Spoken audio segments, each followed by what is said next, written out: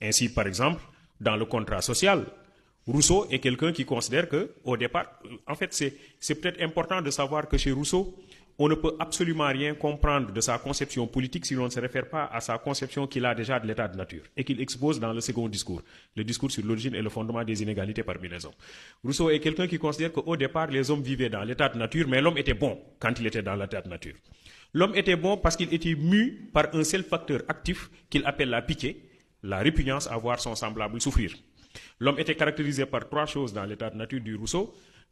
Il avait la liberté, mais Rousseau dit que cette liberté était vide et indéterminée. Il avait la raison, mais il ne s'en servait pas. Il avait la perfectibilité, la capacité de se parfaire, mais l'homme n'avait pas besoin d'évoluer parce que la nature pourvoyait à tous ses besoins.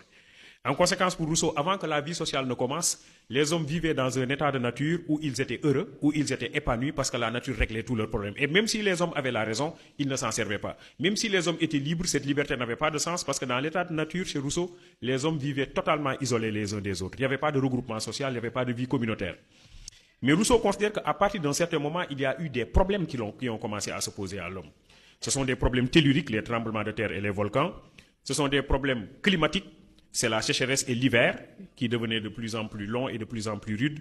Et c'est enfin des problèmes démographiques, c'est-à-dire l'accroissement de la population. Rousseau dit qu'à partir de ce moment-là, il fallait nécessairement que les hommes commençassent à réfléchir sur leur situation et à trouver des solutions alternatives leur permettant de faire face à une nature qui devenait de plus en plus hostile.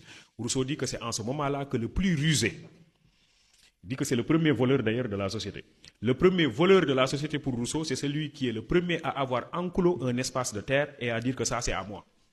Il est le plus rusé et les autres ont été moins rusés. Ils ont accepté cette situation, ils ont accepté de venir travailler pour lui. Les inégalités commencent à naître. Rousseau dit il faut que l'homme se serve de sa raison pour résoudre ces problèmes qui se posent au niveau de l'organisation sociale. En faisant quoi? En mettant en place un contrat.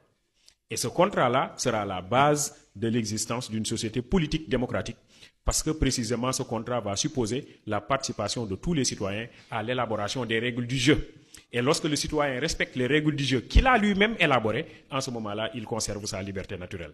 L'impulsion du seul appétit est esclavage, dit-il, l'obéissance aux lois qu'on s'est prescrites est liberté.